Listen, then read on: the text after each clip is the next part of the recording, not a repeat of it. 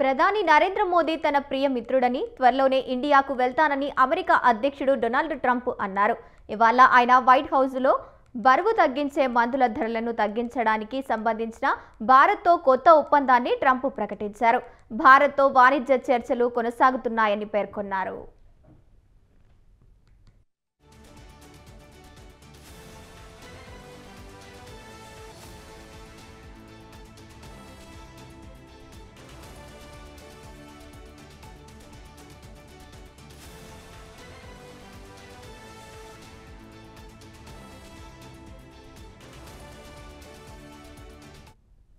ప్రధాని మోదీ రష్యా నుంచి చమురు కొనడం చాలా వరకు మానేశారని తెలిపారు.